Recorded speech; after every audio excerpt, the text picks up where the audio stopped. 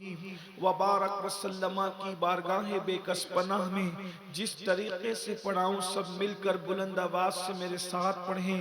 الصلاۃ والسلام علیک یا رسول اللہ، الصلاة والسلام عليك يا رسول الصلاۃ والسلام علیک یا نبی اللہ، الصلاة والسلام عليك يا نبي الصلاۃ والسلام علیک یا حبیب اللہ،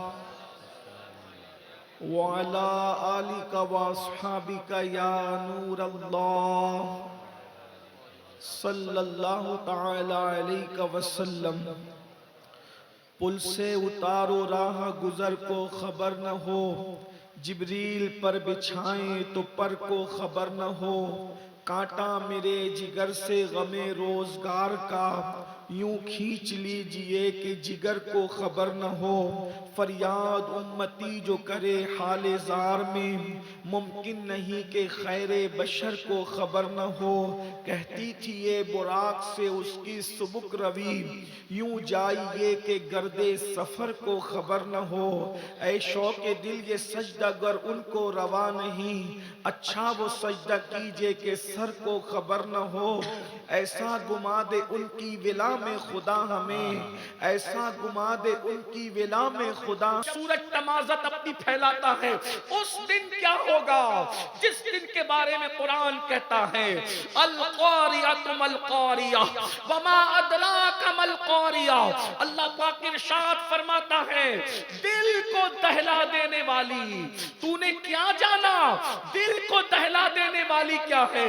اللہ اکبر، یوم یکون الناس کالفراش المبثوث، اس دن انسان کا حال یہ ہوگا جیسے پھیلے ہوئے پتنگے، انسان کی حیثیت پتنگوں کی طرح ہوگی، وَتَكُونُ الْجِبَالُ كَالْعِهْنِ الْمَنْفُوشِ، اور اس دن پہاڑ اللہ اکبر بکھرے ہوئے اون کے دھاگوں کی طرح ہوں گے، دھنکی کی طرح ہوں گے۔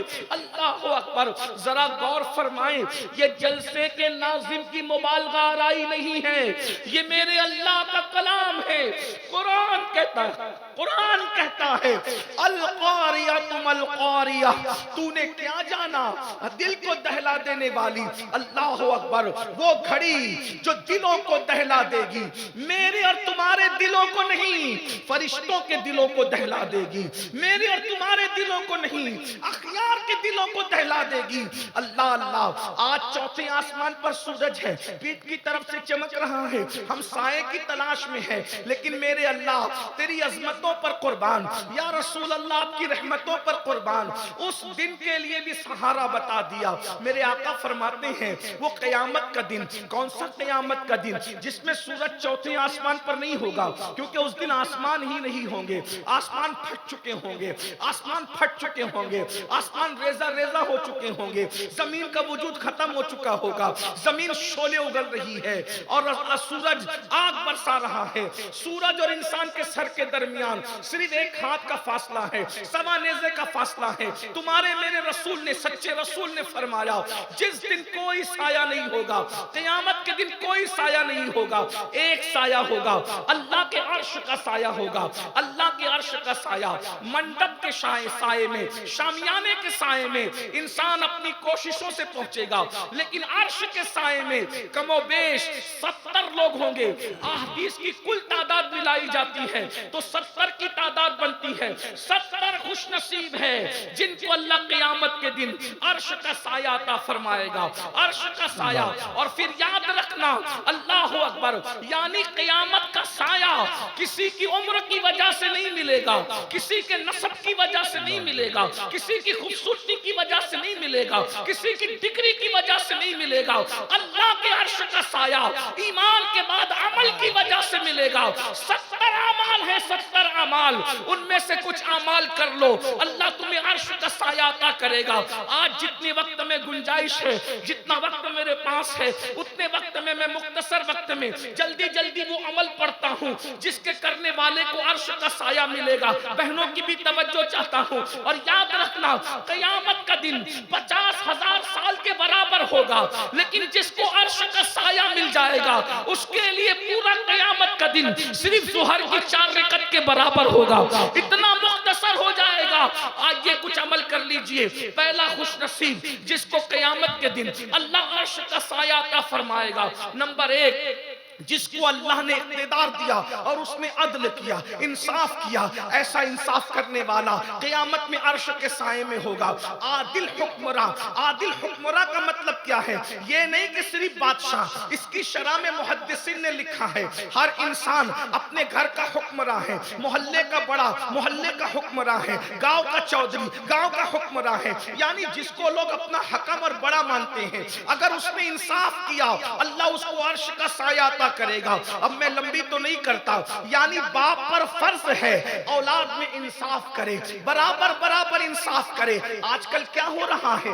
اللہ اکبر، کچھ بچوں کو بہت لاڑ کیا جاتا ہے اور کچھ بچوں کو نظر انداز کیا جاتا ہے۔ اللہ اکبر، بلکہ یہ بھی ہو رہا ہے بیٹوں کو لاڑ کیا جاتا ہے، بیٹیوں کو نظر انداز کیا جاتا ہے۔ یاد رکھیے بیٹیوں کو کبھی نظر انداز مت کیجئے۔ اللہ اللہ، آج آپ کہتے بیٹیاں بھاگ رہی ہے، میں آپ سے کہنا چاہتا ہوں بیٹیوں کے بھاگنے کی بہت ساری وجوہات میں سے ایک وجہ یہ بھی ہے، جیسے پیٹ کی پیاس ہے، جیسے نفس کی پیاس ہے، ویسے دل کی بھی پیاس ہے۔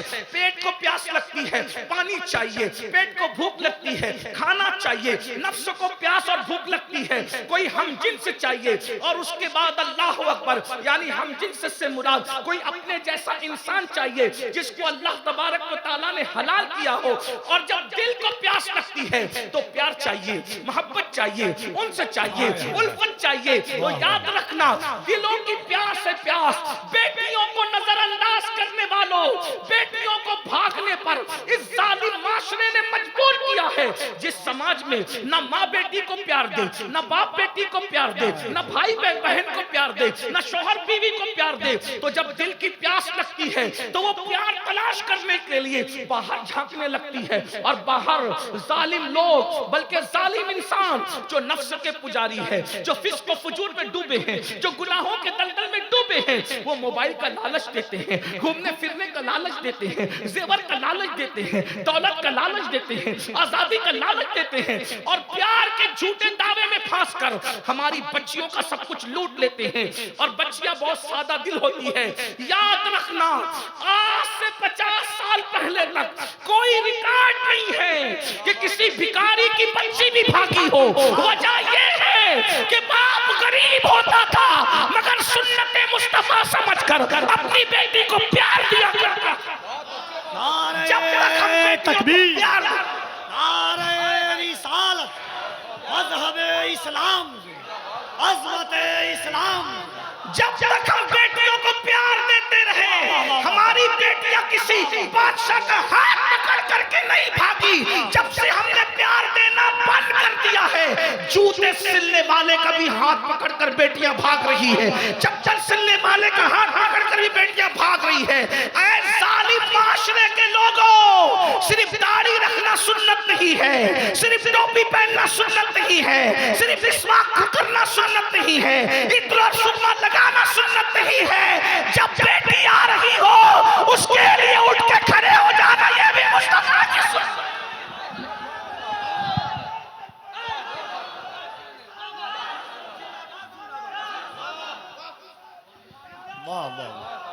عظمت سیدہ پر میرے ماں باپ قربان، لیکن بیٹی کی آمد پر کھڑے ہونا یہ بھی مصطفیٰ جان رحمت کی سنت ہے۔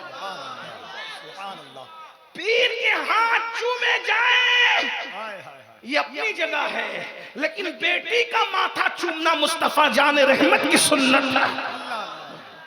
بیٹیوں کو ذلیل کرتے ہو۔ جس سماج میں بیٹیاں ذلیل کی جائے وہ سماج کی بیٹیاں، بلکہ ایک بات کہوں، ایک جملے میں عرض کر کے آگے گزرتا ہوں ورنہ میں اپنی پوری بات نہیں رکھ سکوں گا۔ جہاں بیٹی کو بیٹی کا درجہ دیا جائے وہاں بیٹیاں کبھی نہیں بگڑتی، بس اتنی بات ہے۔ جہاں بیٹی کو بیٹی سمجھا جائے وہاں بیٹی کبھی باہر کسی سے دل نہیں لگاتی. جہاں بیٹی کو بوجھ سمجھا جائے, جہاں بیٹی کو شیطنت سمجھا جائے, جہاں بیٹی کو نحوست سمجھا جائے, جہاں بیٹی کو جو ہے وہ معاذ اللہ اپنے لیے وبال جان سمجھا جائے, جہاں بیٹی کو عذاب سمجھا جائے, پھر وہاں بیٹیاں سمجھتی ہے میرا تو اس گھر میں کوئی ہے ہی نہیں. ادھر بھائی کا منہ سیدھا نہیں, ادھر باپ کا منہ سیدھا نہیں, ادھر ماں کہتی ہے تم مرتی کیوں نہیں, تو پیدا کیسے ہو گئی, تجھے رشتے نہیں آتے, تجھے کوئی پوچھتا نہیں. یاد رکھیں بیٹیوں کی عزت کرنا جانے, بیٹیوں کی قدر کرنا جانے. میں یہ عنوان پہ آگے نہیں بڑھتا, ایک حدیث پیش کرتا ہوں اور آگے بڑھتا ہوں. اپنی بہنوں سے بھی کہتا ہوں بیٹی سے زیادہ نفرت عورتیں کرتی ہیں. یہ سماج کا بہت بڑا المیہ ہے. بیٹیوں سے سب سے زیادہ نفرت عورتیں کرتی ہیں.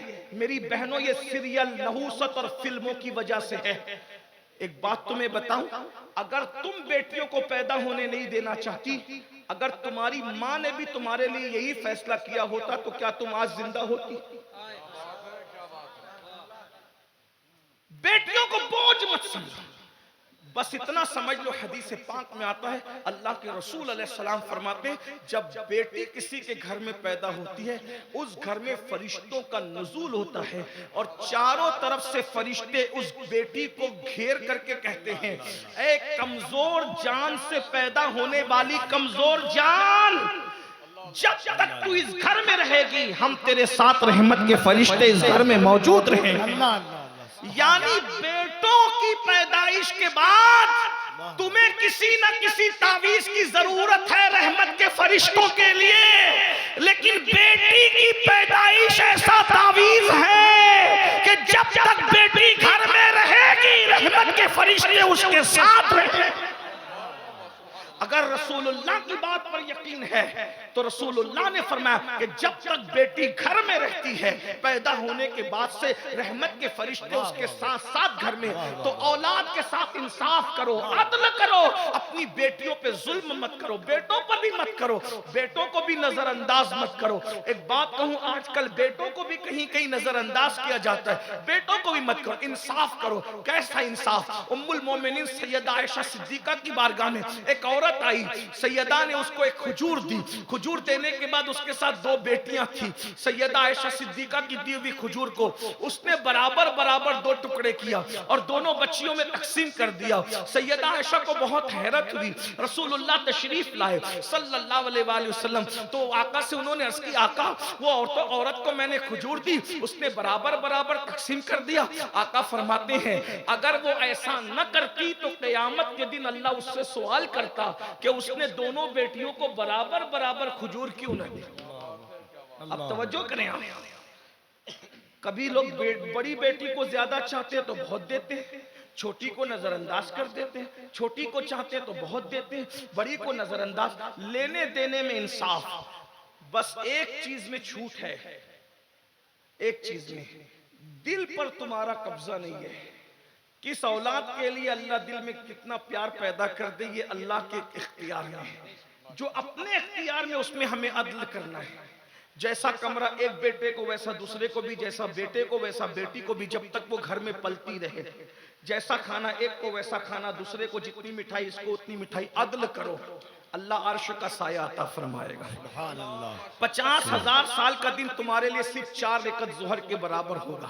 نمبر 2, ہر ایک چونکہ میرے آقا کی حدیث ہے اور میرے امام اس حدیث کے بارے میں کہتے ہیں یا رسول اللہ میں نثار تیرے کلام پر ملی یوں تو کس کو زبان نہیں, وہ سخن ہے جس میں سخن نہ ہو, وہ بیان ہے جس کا بیان نہیں. فصحا عرب کے بڑے بڑے تیرے آگے یوں ہے دبے لچے, کوئی جانے منہ میں زبان نہیں بلکہ جسم میں جان نہیں. حضور کی ایک ایک عبارتوں کو اگر ہم تشریح کرتے جائیں زندگی ختم ہو جائے گی, حضور کی بات ختم نہیں ہوگی. لیکن آج آپ سب کو طے کر کے اٹھنا ہے. ہم اولاد کے درمیان انصاف کریں گے, ہم اسی طرح بھائیوں کے درمیان اگر بڑے بھائی ہیں بڑے بھائیوں کو چھوٹے بھائیوں کے درمیان انصاف کریں گے, بہنوں کے درمیان انصاف کریں گے. عدل کرو, انصاف کرو. اللہ اکبر. بلکہ بہت باتیں ذہن میں آتی ہے لیکن یہاں پر دوسرا خوش نصیب جس کو قیامت کے دن عرش کا سایہ ملے گا. آقا ارشاد فرماتے ہیں وہ جوان جوان جس نے اپنی جوانی کو گناہوں سے بچا کر کے گزار دیا، یعنی جس کی جوانی اللہ کی عبادت میں گزری ہو، گناہوں سے بچا کر کے گزری ہو، ایسے جوان کو اللہ قیامت کے دن عرش کا سایہ عطا کرے گا۔ میرے سامنے جتنے لوگ بیٹھے ہیں 90% نوجوان ہے، بڑا سنہری موقع ہے، بڑا خوبصورت موقع ہے، بڑا گولڈن چانس ہے، بس اتنا کرنا ہے اپنی جوانی کو گناہ سے بچاؤ، گناہ سے بچا کر کے گزارو۔ کبھی کبھی ہم لوگوں کی تقریر سن کر جوان مایوس ہوتے ہیں، کیا ہم معاذ اللہ مسلمان ہیں تو ہمیں انجوائے کرنے کی اجازت نہیں، ہم انجوائے نہیں کر سکتے؟ یاد رکھنا، وہ دقیانوسی خیال رکھتا ہے جو تمہیں انجوائے سے منع کرتا ہے، وہ دقیانوسی خیال رکھتا ہے جو تمہیں کمانے سے جمانے سے منع کرتا ہے۔ ہمارا مذہب، پوری دنیا میں ایک ہی مذہب ہے جسے مذہب اسلام کہتے ہیں۔ جتنے انجوائے کی اجازت اسلام دیتا ہے کوئی مذہب نہیں دیتا، جتنا دولت کمانے اور جمانے کی اجازت اسلام دیتا ہے کوئی مذہب نہیں دیتا۔ ابھی آپ نے حضرت شمس ملت سے زکوٰۃ کے معاملات سماعت فرمائے، بھائی زکوٰۃ کون دے گا؟ جو مالدار ہوگا وہی تو دے گا، بھکاری تھوڑی زکوٰۃ دے گا۔ اور آپ کو بتاؤں، اسلام میں زیادہ تعداد غریبوں کی نہیں ہے، اسلام میں زیادہ تعداد شروع دن سے مالداروں کی ہے۔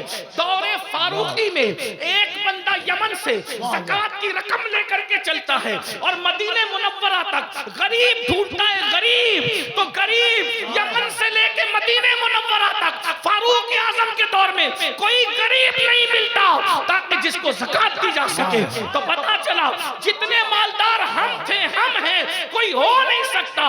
1857 سے پہلے کلکتہ کے ایک ایک مسلمان تاجر کے گھر میں جتنی دولت ہوتی تھی برطانیہ کے شاہی خزانے میں اتنی دولت نہیں ہوتی تھی۔